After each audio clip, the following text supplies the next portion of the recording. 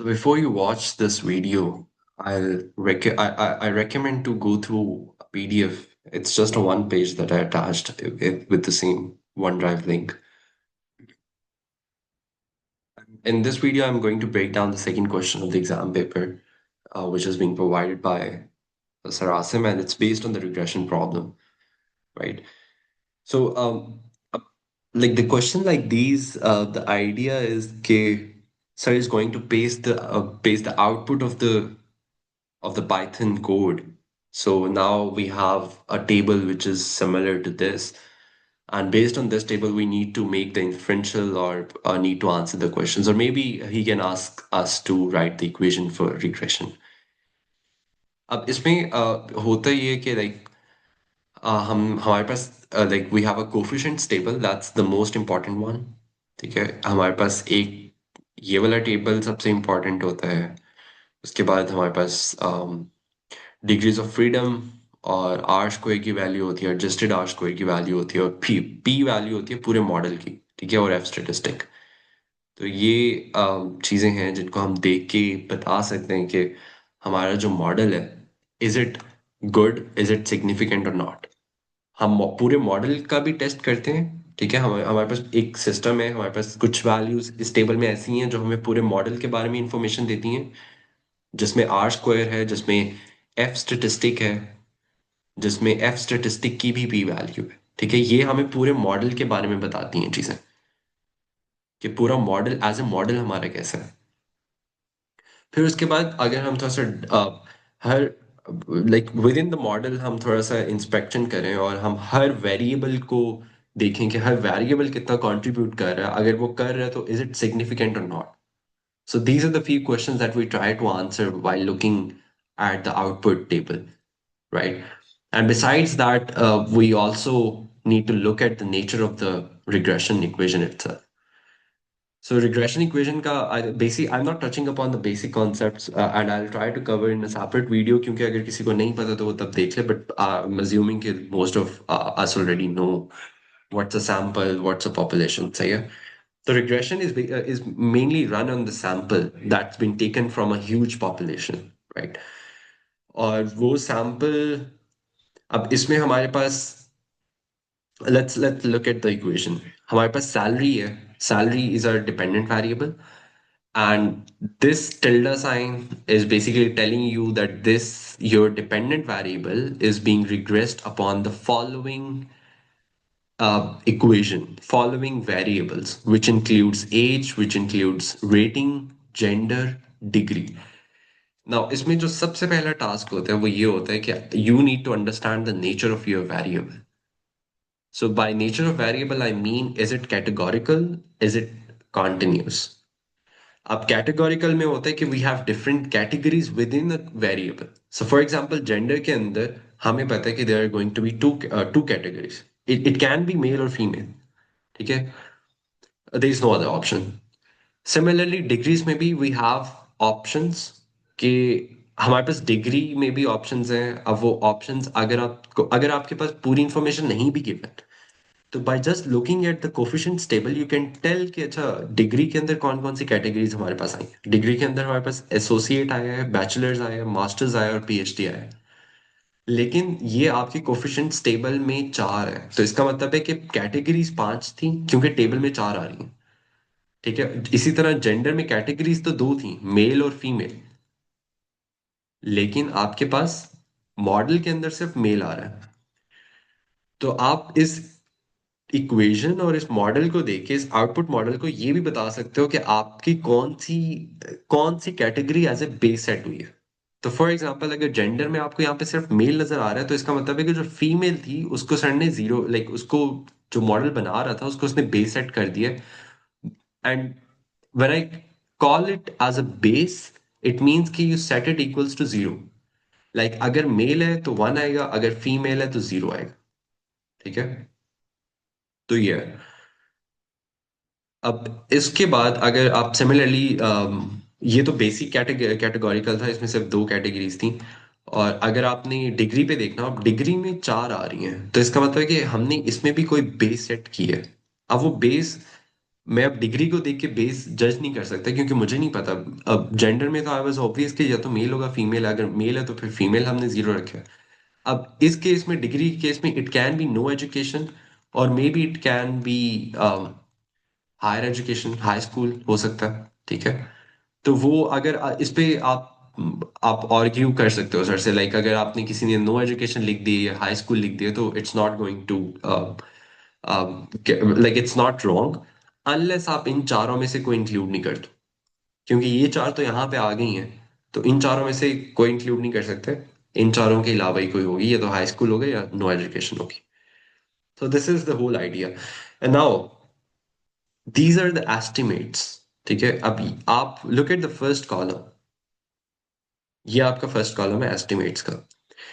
Estimates are basically your betas, the values of your betas.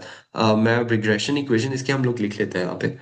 अगर मेरे पास y मेरा salary है, ठीक है, और मैं उसको प्रेडिक्ट करना चाह रहा हूँ और मैंने इसको रिग्रेस कर दिया है, बीटा नॉट तो वैसे ही आएगा, this this is my intercept base, और बीटा नॉट यहाँ पे इंटरसेप्ट के नाम से होता है।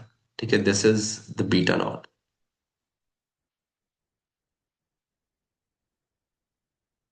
ये जो सारी वैल्यूज हैं ये बीटा नॉट की हैं। और आपके पास चार कॉलम्स हैं, पहले कोफिशिएंट्स का टेबल है पर कॉलम है, फिर एस्टिमेट्स का कॉलम है, फिर स्टैंडर्ड एरर का कॉलम है, फिर आपके पास टी वैल्यू का कॉलम आता है और फिर उसके बाद पी वैल्यूज का कॉलम आता है।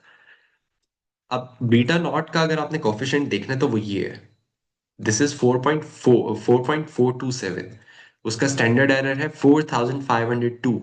उसकी टी वैल्यू है 0.001। उसकी पी वैल्यू है 0.999216। ठीक है, तो इस तरह से हर वेरिएबल का आपने फिर उसको रिपीट करना होता है। और अगर कहीं पे नेगेटिव, फॉर एग्जाम्पल यहाँ पे negative, I am just assuming, क्योंकि एग्जाम में तो आ सकता है, अब यहाँ पे अगर नेगेटिव लिखा होता है एज के साथ तो it has to be negative है। बाय डिफॉल्ट पॉजिटिव होते हैं बट अगर नेगेटिव लिखा हुआ है तो it's going to be a negative. तो यहाँ पे तो खैर नहीं लिखा हुआ, तो आई जस्ट,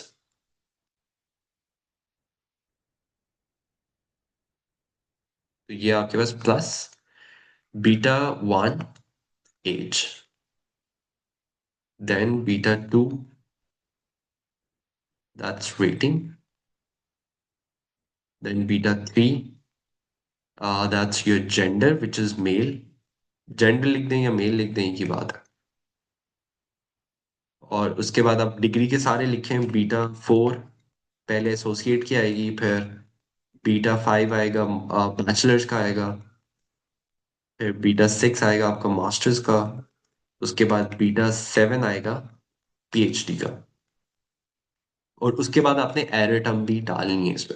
एरर टर्म का मैं आपको बताता हूँ, लाइक अगर आपकी सैलरी 100,000 थी, तो बेसिकली अगर आप इसको सिर्फ मैथमेटिकली देखें तो अगर आपने इसमें इक्वल का साइन लगा दिया ना, तो इसका मतलब है कि जो आपकी राइट साइड है it should be equals to the left side. और लेफ्ट साइड तो आपकी डिटरमाइंड है, आपको पता है आपकी सैलरी 100,000 के है और आप सिर्फ ये देखना चाह रहे हो कि वो जो 100,000 के आप या मैं कमा रहा हूँ उसकी वजह क्या हो सकती है। उसकी वजह एज है, अगर एज है तो वो कितना इम्पैक्ट कर रही है, अगर वो मेरी मेरी काम की रेटिंग है तो वो कितना इम्पैक्ट कर रही है, मैं अगर मेल हूं तो वो कितना इम्पैक्ट कर रहा है, मेरी डिग्री कितना इम्पैक्ट कर रही है। और so it's the right side of the equation is kind of an estimate. I'm trying to estimate my salary, which is 100,000 K, by using my data, the data of my demographics or my abilities. इन चीजों का data use करके मैं अपनी salary evaluate करना चाह रहा हूँ, तो it's an estimate, it can be less than 100,000 के and it can go above. तो वो जो बिलो और अबव वाली चीज है वो एरर टर्म कैप्चर करती है। और एक एक तो तरीका ये है एरर टर्म को देखने का, और दूसरा तरीका ये भी हो सकता है कि मैं हर चीज कवर नहीं कर सकता। अपने 1,000 के को मैं जस्टिफाई करने के लिए मैं हर चीज, मुझे नहीं पता कि मेरे अंदर मे बी कुछ कोई ऐसी चीज हो सकती है which I can't tell, for which I am getting paid. तो वो फिर उसको मैं ओमिटेड लाइक एरर टर्म में डाल देता हूँ कि अच्छा एक कोई ऐसी चीज है जिसपे मैं डेटा कलेक्ट तो नहीं कर सकता, मैं अपनी कॉग्निटिव एबिलिटीज पे डेटा कलेक्ट नहीं कर सकता, तो मैं उसको एरर टर्म में डाल देता हूँ which is affecting my salary.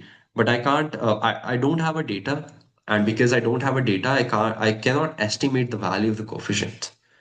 तो जब मैं कोफिशिएंट्स की वैल्यू नहीं एस्टिमेट कर सकता तो मैं उसको प्रेडिक्ट नहीं कर सकता उसके थ्रू।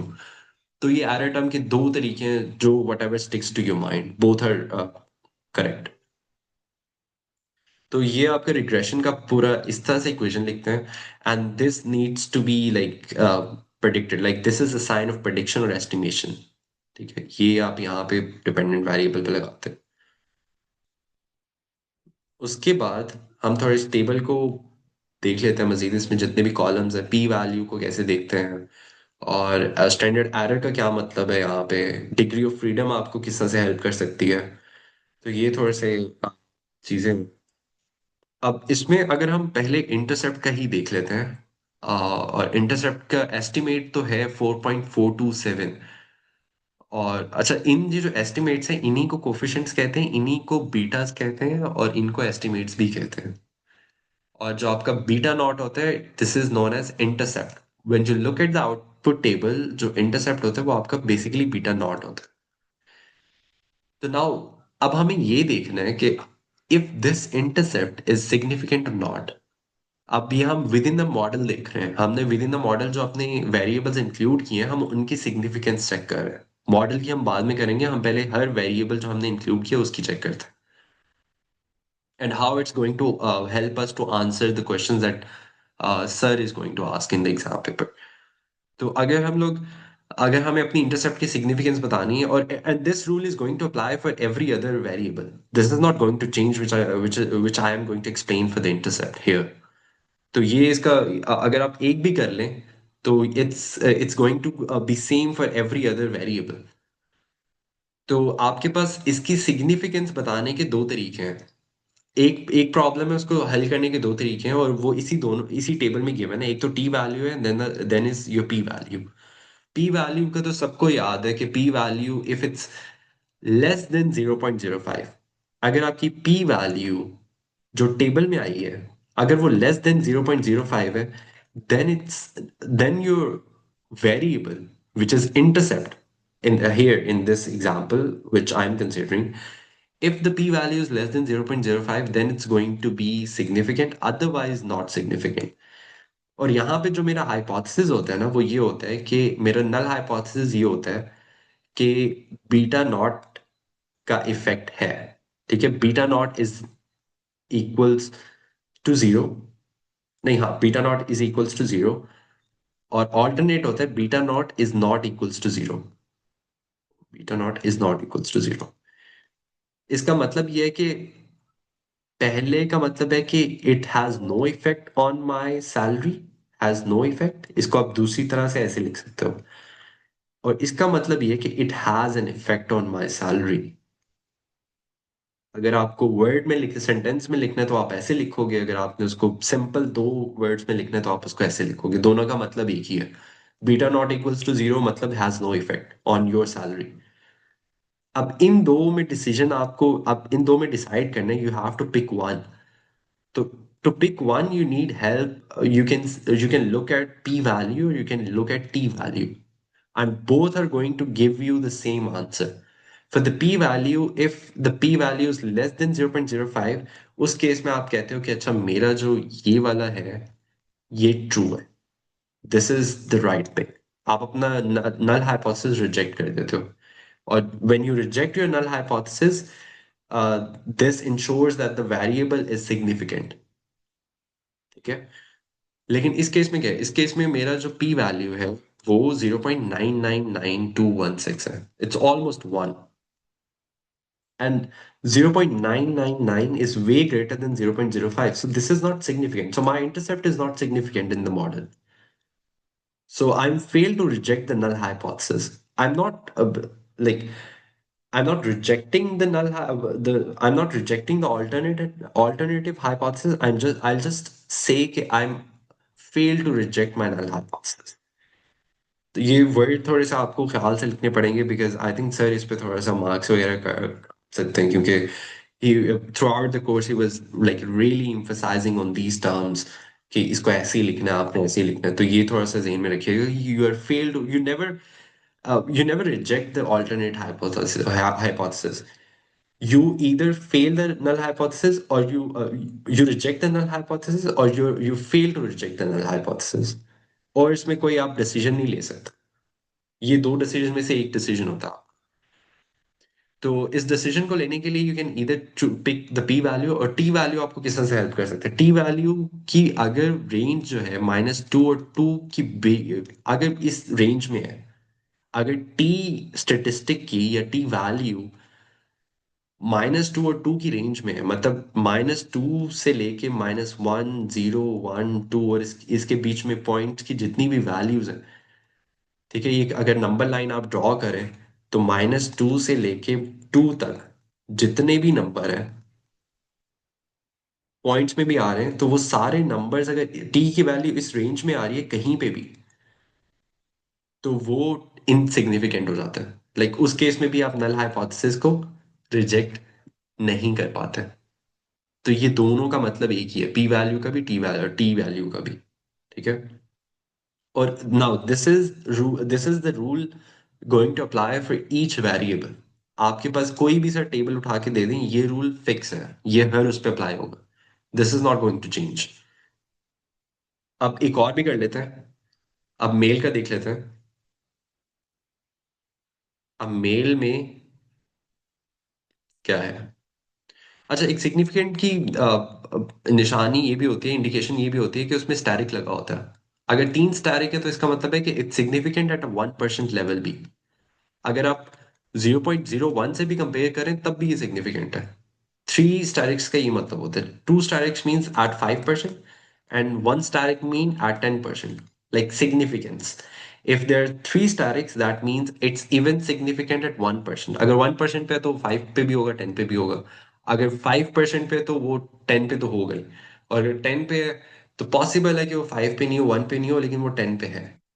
तो लेकिन 10 के साथ फिर आपको एक स्टैटिक मिलेगा। लेकिन ये बाकी जितने भी हैं एज से लेके पीएचडी तक, वो सारे सिग्निफिकेंट है at a 1% level and at even 5% level. तो ये इसकी कैरेक्टरिस्टिक है यहाँ पे। लेकिन ये जो जेंडर वाला हमारा है, इसको थोड़ा ब्रेक डाउन फर्दर कर लेते हैं। अब इसको आप इंटरप्रेट भी कर लेते हैं। इंटरप्रिटेशन का क्या थम रूल ऑफ थंब है। इंटरप्रिटेशन आप इस तरह से करते हो कि अगर आप ए जेंडर का देख रहे हो, ठीक है, तो जेंडर में आप जब जेंडर अगर मेल है, ठीक है, अगर मेल है तो जो इनकम है वो आपकी 8,220 रुपीज से बढ़ रही है इन कंपैरिजन टू फीमेल, क्योंकि यहाँ पे देखें ये कैटेगोरिकल था। तो इसकी बेस आपने सेट कर दी थी फीमेल। तो जब भी आपने मेल को कैटेगोरिकल को करना है, इंटरप्रेट करना है, तो उसको बेस से कंपेयर करना होता है। अब इसमें बेस हमने क्या रखी थी, फीमेल। अब मेरा कोफिशिएंट क्या है, बीटा 1, क्या बीटा 1 ही है, नहीं, मेरा एज का है बीटा 3। मेरा जो बीटा 3 की वैल्यू है इट्स 8,220। ठीक है। तो मैं जब ये कहता हूँ ना कि अगर मेरा मेल है, अगर कोई भी मेल है, तो उसकी जो सैलरी है वो 8,220 यूनिट या पी के यूनिट्स ही मेंशन करें, लाइक कोई और स्पेसिफिक यूनिट करने की जरूरत नहीं है।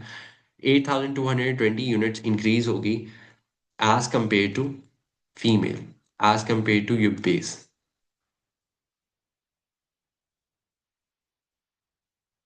Which is female in this case. अब इसके सिग्निफिकेंस चेक कर लेते हैं। अब सिग्निफिकेंस टी वैल्यू देखिए 5.36 है। अब 2 वो इस रेंज में नहीं आ रही। अगर आप इस नंबर लाइन को देखें तो इस रेंज में तो नहीं आ रही। 5 तो आपका कहीं यहाँ पे जाके आता है, तो it's outside of this range. तो ये यहाँ से भी आपको देख के पता चल रहा है इट्स सिग्निफिकेंट। और ये 1.03 ई टू द रेज पावर, अब ये बेसिकली ये लिखा हुआ है, ये जो वैल्यू आपको यहाँ पे नजर आ रही है ना पी की, ये लिखा हुआ है कि 1.03 मल्टीप्लाई 10 टू रेज पावर -7। तो अगर आप इसको वैसे नंबर में लिखें तो इट्स गोइंग टू बी 0.0000001 3 करके कुछ होगा, लाइक या एग्जैक्टली 1 2 3 4 5 6। हाँ, तो ये बस एक यहाँ पे जीरो हटा दें तो ये आपको बनना है 0.00017 करके।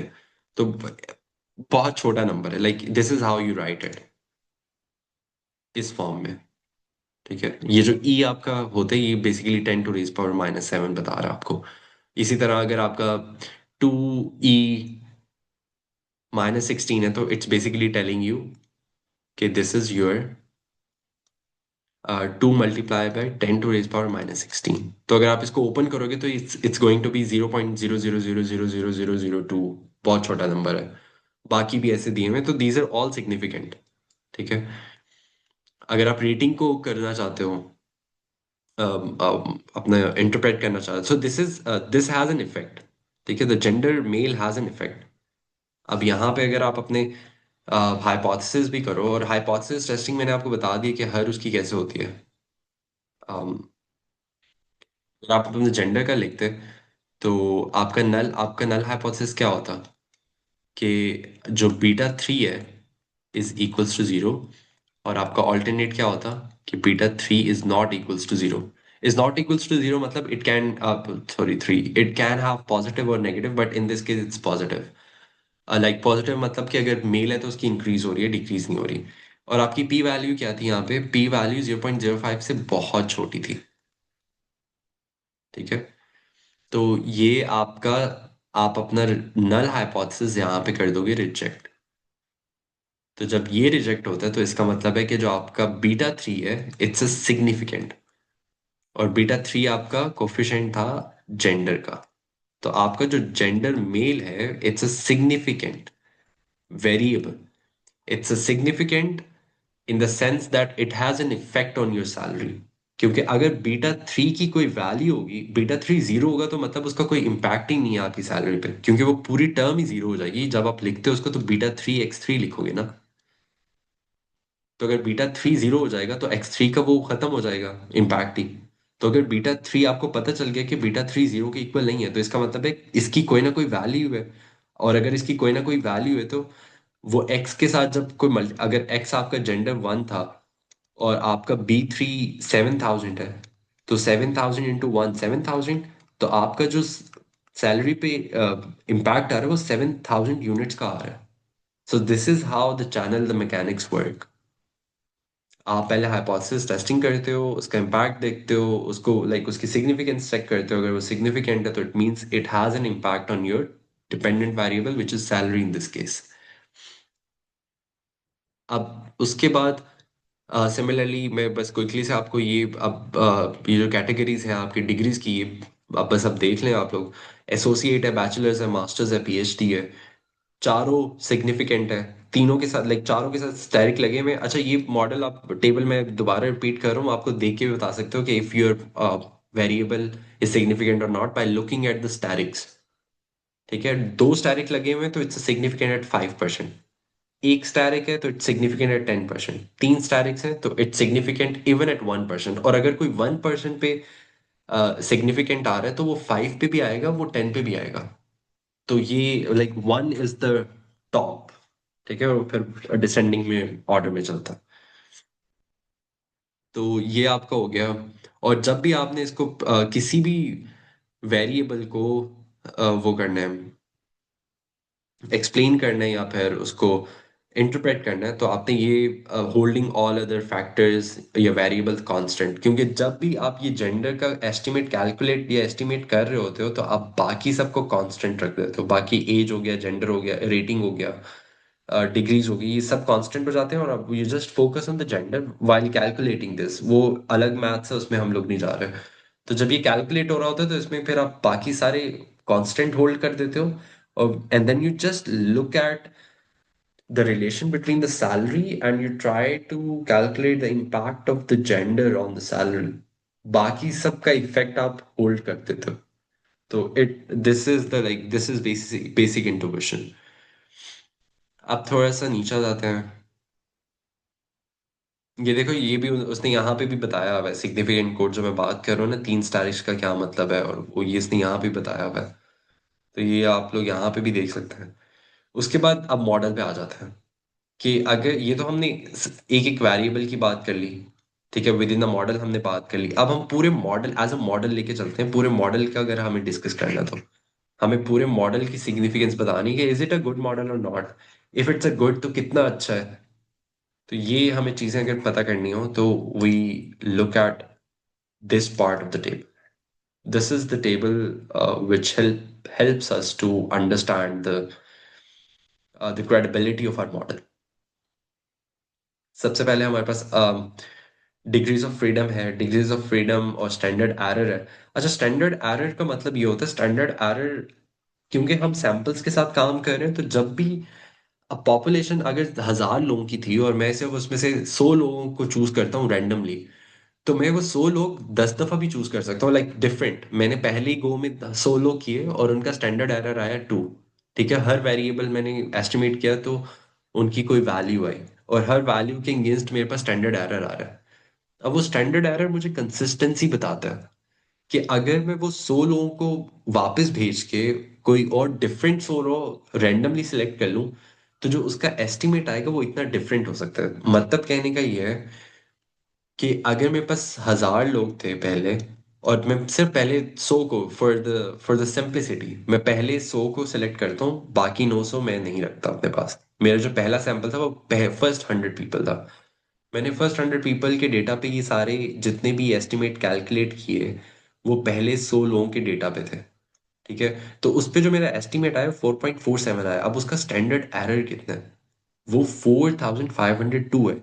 इसका मतलब ये है कि अगर मैं ये 100 लोग जो मैंने पहले सेलेक्ट किए हैं मैं वो वापस भेज दूं और अगले 100 निकाल लूं, तो उनका डिफरेंस, उनका ये जो एस्टिमेट है वो इस नंबर से डिफर हो सकता है। मतलब अगला एस्टिमेट मैं कह सकता हूँ कि मेरा 4,506 आ सकता है, लाइक इससे इतना ज्यादा आ सकता है। तो ये नंबर जितना ज्यादा होगा उतना आपका एस्टिमेट बुरा होगा, उतना आपका वेरिएबल बुरा होगा। So the greater the value of the standard error, the ins it basically it's kind of an evidence against the significance of your variable।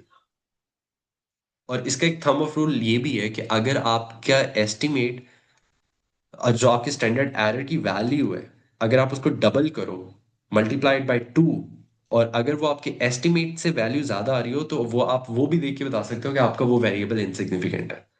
मतलब अगर आप इसको यहाँ पे 4,502 को डबल नहीं भी करो और आप इसको अपने एस्टिमेट से कंपेयर करो, तो it's not it's way it's many times of 4.427। तो ये आपको यहीं पे देख के पता चल रहा है कि आपका इंटरसेप्ट इनसिग्निफिकेंट है। लेकिन अगर आप एज पे आओ और एज को अगर आप स्टैंडर्ड एरर को डबल करो, तो it will be 140। 140 still less than 2006। तो इसका मतलब है कि ये सिग्निफिकेंट है, एज का एस्टिमेट जो है वो कोफिशिएंट जो है इट्स अ सिग्निफिकेंट। और ये आपको टी वैल्यू देख के भी पता चल रहा है, आपको पी वैल्यू देख के भी पता चल रहा है। तो now you have 3 ways to check the credibility of your variable: the standard error, the t value, the p value। ठीक है, तो आई होप कि थोड़ा क्लैरिटी हो गई होगी इस पे। तो रेजिड्यूल एरर, स्टैंडर्ड एरर का ये मतलब होता है। और उसके बाद अगर आपको एस्टिमेट अपना कैलकुलेट, अब एस्टिमेट, ये जो एस्टिमेट का फॉर्मूला होता है वो बेसिकली ये होता है। Estimate is sorry, T value का जो फॉर्मूला होता है वो ये होता है। टी वैल्यू जो जो आपकी आ रही है ना, सेकंड लास्ट जो कॉलम है उसका फॉर्मूला होता है estimate upon the value of estimate upon standard error. ये उसका फॉर्मूला होता है। ये जो आपको टी वैल्यू वाला कॉलम कैलकुलेट हुआ हुआ नजर आ रहा है ना, ये आपका बेसिकली, अगर आप इस एस्टिमेट पे स्टैंडर्ड एरर को डिवाइड कर दो तो आपको ये टी वैल्यू की वैल्यू देगा। ठीक है, अगर आप 4.427 को डिवाइड कर दो 4,000 इस पे, तो you are going to get a value very closer to this. तो ये एक, इसको इस तरह से भी कैलकुलेट करते हैं। So it's basically estimate upon standard error. ठीक है, तो अब हम वापस मॉडल पे आ जाते हैं कि मॉडल हमें क्या कहता है। अब हमने मॉडल की सिग्निफिकेंस चेक करनी है। डिग्रीज ऑफ फ्रीडम क्या होता है? डिग्रीज ऑफ फ्रीडम ये होता है कि आपके number of observation, it's basically n - k -1। n is your number of observations. Number of observations mean मैं अगर 100 का सैंपल ले रहा था तो 100 were my observations, my number of observations. ठीक है, 100 were my number of observations. k is the number of parameters that I estimated. ये आप इस तरह से कह लो, जब आप ये अपनी इक्वेशन लिखते हो ना, ये रिग्रेशन इक्वेशन, या आप टेबल से गिनना स्टार्ट कर दो। टेबल पे जितने आपने वो कैलकुलेट किए हैं, एस्टिमेट किए हैं, वो आपकी, इट्स द नंबर ऑफ के। 1 2 3 4 5 6 7 8। इंक्लूडिंग द इंटरसेप्ट, जितने भी एस्टिमेट किए हैं, that's a number of your के. सो 100 -8 -1, तो मेरी जो स्टैंडर्ड वो डिग्री ऑफ फ्रीडम होगा, इट्स 91. तो ये यहाँ पे होता है, ठीक है. आई थिंक नहीं, इसमें 7 है, 8 नहीं है. 1 2 3 4 5 6 7 8. नहीं, इसमें 7 होएगा. 8 क्यों आ रहा है? लेकिन नहीं, हाँ, यहाँ पे 7 होना चाहिए, यहाँ पे 8 होना चाहिए था. 18 ड्यू टू मिस, हाँ ठीक है, इसमें मिसिंग वैल्यूज है, तो आई थिंक उसकी वजह से हो रहा है. खैर, उसको देख लेते हैं. ये आप लोग फॉर्मूला अपनी तरफ से, अपने एंड से भी चेक कर लीजिएगा. n-k-1, आई थिंक यहाँ पे 8 की जगह 7 आना चाहिए. पता नहीं मेरा क्यों 8 आ रहा है, बट यहाँ पे हाँ, आप लोग भी देख लीजिएगा. खैर, उसके बाद आर स्क्वायर है आपका 0.6568. This is again, I think class में भी इस पे काफी बात हो चुकी है. 65% of your variation in the salary. 65% variation in the salary, whatever your dependent variable in salary, um, in salary is explained by those variables which you included in your model, regardless of if they were significant or not. क्योंकि ये जो आपका are square है, इन सबको मिला के आया है. इसमें अगर इंटरसेप्ट इनसिग्निफिकेंट था तब भी वो काउंट हो रहा है. दैट डजेंट मीन कि अगर वो इनसिग्निफिकेंट है तो वो इस आर स्क्वायर में नहीं आएगा. इसीलिए हमें एडजस्टेड आर स्क्वायर की जरूरत पड़ती है, क्योंकि एडजस्टेड आर स्क्वायर उसको जो नंबर ऑफ आप के है ना, उसकी बेसिस पे उसको वो करता है, पीनलाइज करता है. आर स्क्वायर का एक ड्रॉबैक ये होता है, आर स्क्वायर, अगर आप नंबर ऑफ वेरिएबल्स यहाँ पे मैं इंक्रीज करता जाऊं तो मेरा ये आर स्क्वायर बढ़ता जाएगा. अब अगर मैं अपनी सैलरी प्रेडिक्ट कर रहा हूँ और मैं अपनी हाइट का डेटा डाल देता हूँ उसमें, ऑल दो मेरी हाइट का कोई लेना देना नहीं है मेरी सैलरी के साथ, बट लेकिन अगर मैं अपनी हाइट का डेटा उसमें डाल दूंगा तो वो थोड़ा पॉइंट बढ़ा देगा. वो जो आर स्क्वायर है ना, मे बी वो 0.7 हो जाए तो वो 70% हो जाएगा. तो ये एक ड्रॉबैक होता है आर स्क्वायर का. लेकिन एडजस्टेड आर स्क्वायर जो करता है ना, वो ये करता है, मेरे पास आर स्क्वायर का फॉर्मूला होता है 1 - SSR अपॉन SST. ये इसमें भी फर्दर आई थिंक जाने की जरूरत नहीं है, just to give you an idea. But जब आर स्क्वायर एडजस्टेड की मैं बात करता हूँ, उसका फॉर्मूला होता है 1 - 1 - R स्क्वायर n/1 n-k-1. अब अगर मैं यहाँ पे k इंक्रीज करूंगा ना, अगर मैं अपना k, अब मेरे पास पहले 8 थे, अगर मैं इसको 10 कर दूंगा, मैं अगर k 10 कर दूंगा, तो मेरी ये वाली वैल्यू कम हो जाएगी. ठीक है, मेरा डिनोमिनेटर ही कम हो जाएगा. मैं पहले अगर 10 में से 2 माइनस कर रहा था और अब मैं 10 में से 4 माइनस कर रहा हूँ. पहले 8 आ रहा था, अब 6 आ रहा है, तो मेरा डिनोमिनेटर कम हो रहा है. तो मेरा ओवरऑल ये फैक्टर क्या हो जाएगा, बड़ा हो जाएगा. मेरा न्यूमिनेटर तो सेम ही है. ठीक है, मेरा न्यूमिनेटर सेम है, मेरा डिनोमिनेटर छोटा हो रहा है, तो मेरा ओवरऑल ये फैक्टर बड़ा हो जाएगा. तो जब ये बड़ा होगा और ये जब इससे मल्टीप्लाई होगा, तो ये the value is going to be between 0 and 1. तो अगर मेरा 0 2 पे मेरा जो ये वाला फैक्टर है, मैं सिर्फ अभी इस फैक्टर की बात कर रहा हूँ, अगर ये 0.5 आ रहा था, तो मेरा एडजस्टेड आर स्क्वायर जो था वो 1 - 0.5, वो 0.5 आ रहा था. But the moment I added two more, the moment I added the data of height and the data of weight, अब मेरे पास के 2 बढ़ गए तो वो 4 हो गए. ठीक है, और मेरा जो ये वाला फैक्टर है, मैं इस फैक्टर की बात कर रहा हूँ, इस पूरे को मिला के. अब ये वाला जो मेरा फैक्टर है, वो मेरा बढ़ के, क्योंकि मेरा न्यूमरेटर छोटा हो गया और ये वैल्यू बड़ी होगी, अब ये वैल्यू इससे मल्टीप्लाई होके ये मेरी वैल्यू होगी 0.6. ठीक है, अब 1 - 0.6 जो है वो it's going to give me a smaller number.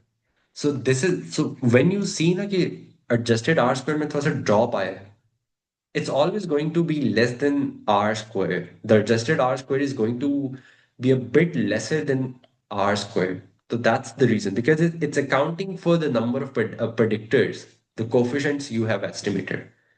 तो ये इस वजह से कम होते हैं. It's like the formula, through the formula. I think math से थोड़ा समझ में आ जाएगा. उसके बाद F statistic, the greater the value the better the model, the significant the model. जितनी बड़ी वैल्यू होगी एफ स्टेटिस्टिक की, उतना evidence in favour of the significance of your model होगा। ठीक है, उसके बाद आपको डिग्री ऑफ फ्रीडम दिया हुआ है पूरे मॉडल का, और पी वैल्यू देखो अब यहाँ पे 2.2 10 to the raise power -16। So your overall model is significant and it's a triple star. It's significant at 10%, it's significant at 5%, it's even significant at 1%. So this is all about the regression model. ठीक है, आपको coefficients का पता चल गया, आपको columns का पता चल गया, coefficients, intercept, betas are same thing. Estimate कैसे आते हैं? They come from the data, you don't have to look for the formulas. Standard error क्या होता है, टी वैल्यू क्या है, पी वैल्यू क्या है? Standard error, T value, P value all serve the same function. It tells you कि आपका जो वेरिएबल है, इज इट सिग्निफिकेंट और not. And then we practice के हम अपना रिग्रेशन इक्वेशन कैसे लिखते हैं। आई थिंक इसमें कंफ्यूजन नहीं होनी चाहिए।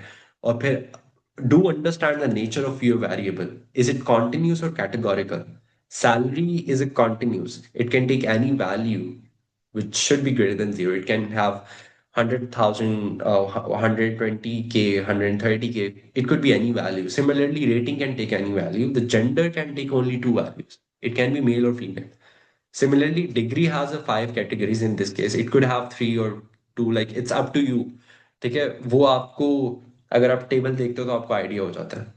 एंड देन जब कैटेगोरिकल होता है तो उसमें सबसे इंपॉर्टेंट होता है कि आपने अपना बेस देखना होता है, आपका बेस क्या है। ठीक है, और वो बेस के लिए अगर नहीं भी लिखा हुआ तो आपको अगर यहाँ पे आप देखो, यहाँ पे मेंशन नहीं है कि सर ने नहीं बताया आपको मेल फीमेल उसने बेस रखी है। आपको पता कैसे चला? आप यहाँ पे आया, आपने देखा एस्टिमेट सर ने क्या किया है, एस्टिमेट सर ने मेल पे किया है, तो मतलब फीमेल सर ने बेस रख दिया था। डिग्री में मुझे नहीं पता वो जो पांचवी कैटेगरी थी वो नो एजुकेशन थी या हाई स्कूल थी, तो आप अपनी मर्जी से रख सकते हो and just stick to that. तो ये this is the way to do this. अब जल्दी से इसका कर लेते हैं, एमसीक्यूज कर लेते हैं। What does the coefficient of the gender male imply? क्या 8,220 था, तो ये मैंने आपको करके बता दिए। द फीमेल्स नहीं, the male earns approximately 8,220 more than females on average, holding all others variables constant. So this is the way we write. ठीक है, इसमें ये लिखना बड़ा जरूरी है, होल्डिंग अदर वेरिएबल्स कांस्टेंट, और मोर देन फीमेल्स भी लिखना बहुत जरूरी है। अगर नेगेटिव होता तो लेस देन होता। ठीक है, अगर जो एग्जाम में क्वेश्चन आता है और उसमें साइन नेगेटिव लगाया होता तो उसमें फिर लेस देन होता। तो ये भी इंपॉर्टेंट है, साइन डज मैटर। और वो फिर साइन आपने इक्वेशन में भी इंकॉर्पोरेट करना है। ठीक है, ये जो इक्वेशन हमने लिखी है बाय डिफॉल्ट पॉजिटिव होता है, लेकिन अगर यहाँ पे माइनस आ रहा होगा तो फिर रेटिंग का वो माइनस हो जाएगा, और फिर उसकी इंटरप्रिटेशन भी वो इन्वर्स रिलेशन में होगी। तो अगर 1 यूनिट इंक्रीज हो रहा है तो 5,000 यूनिट डिक्रीज हो रहे होंगे। तो ये भी अगर सर क्वेश्चन थोड़ा चेंज करते हैं तो you should keep this in your mind. What is the interpretation of the P value of the age value? वो भी हमने देख लिया, एज वैल्यू क्या थी, सिग्निफिकेंट थी। एज हैज, और मैंने आपको वो करके बताया है हाइपोथेसिस टेस्टिंग। आप जब भी किसी वेरिएबल को लेते हो तो उसके दो हाइपोथेसिस बनते हैं। एज नॉट क्या बनेगा? एज बीटा, जो भी आई थिंक बीटा 3 है, जो भी है, it has no effect and equals to zero, and the alternate will be the beta of age is not equals to zero, मतलब कि it has some value, and when it has some value, मतलब when it has some value तो इसका मतलब है कि वो impact कर रहा है आपकी सैलरी को। पता, अगर यहाँ पे बीटा की वैल्यू 0.5 है, तो मतलब ये कहने का अगर आपकी एज 1 यूनिट इंक्रीज हो रही है तो आपकी सैलरी 5 यूनिट्स इंक्रीज हो रही है। बट अगर वो जीरो होगा तो वो उसका कोई इम्पैक्ट ही नहीं है। तो अगर आपका पी वैल्यू आपको ये कहता है ना कि वो सिग्निफिकेंट है। अब एज का क्या है, 2.2 to the raise, 2 × 10 to the raise power -16, so it's 0.00002, like बहुत छोटी वैल्यू है, which is way less than 0.05। तो it has age has a statistical significant effect on the salary. So this is true. What does the R square 0.656 indicate about the model? 6.68 percentage 100 से multiply कर दें of the variation in salary is explained by the model. Exactly. Model मतलब all the variables. जो भी आपने उसमें वो coefficients वाले टेबल में देखे हैं, वो सब मॉडल में वो सारे वेरिएबल्स आ रहे हैं। तो this is true. Salary, this is not true, this is not true, this is not true. How would you interpret the coefficient in degree for degrees for degree bachelors? अब degree bachelors का coefficient देख लेते हैं। It's a 33,065 and it's significant. ठीक है, तो मतलब it has an impact, but because and it's a positive. तो मतलब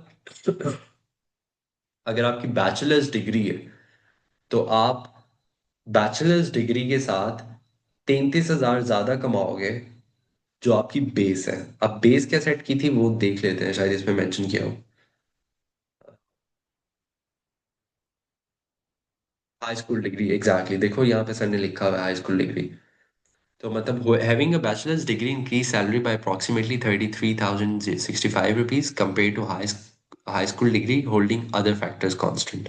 this is true, this is the right option. B गलत है, डिक्रीज नहीं करता, अगर नेगेटिव साइन होता तब डिक्रीज करता। ये भी गलत है, अगर वो स्टेटिस्टिकली इनसिग्निफिकेंट होता है then you have this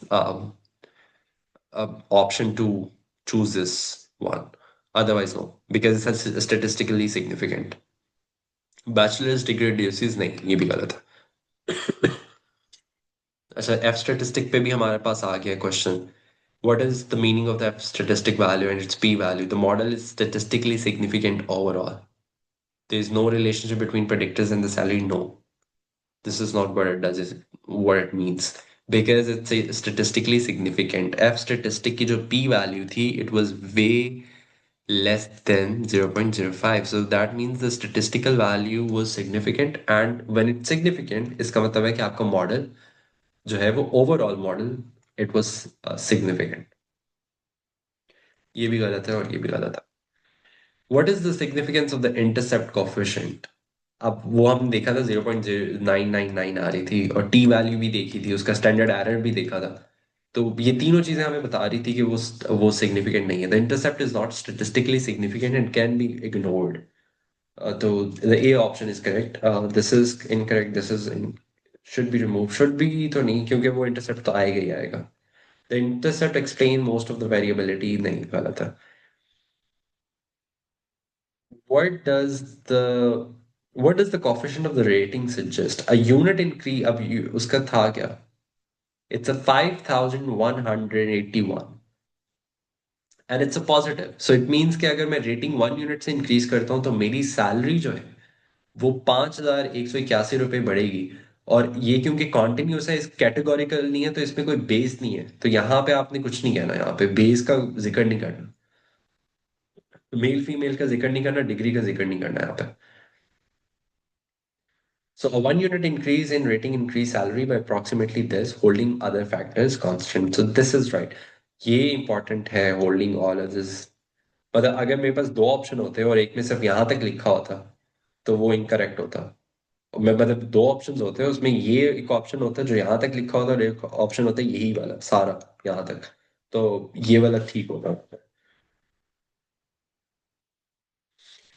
Question number 8 है, what does the adjusted R square value indicate? After adjusting the number of predictors, अब वहां पे जो मैंने आपको K दिखाया था उस फॉर्मूला के अंदर, those were the number of predictions। और जब predictions की बात करते हो, predictions वो Ks की बात कर रहे हो जो आपने estimate की हैं coefficients की values। जो एज की वैल्यू आपने कोफिशिएंट की वैल्यू एस्टिमेट की है, आपने जेंडर की है, आपने डिग्रीज की है, वो उनकी बात कर रहा है प्रेडिक्टर्स की। वो these are the predictors of your salary. So after adjusting the number of predictors, 64 is the variance in the salaries explained by the model. This is correct.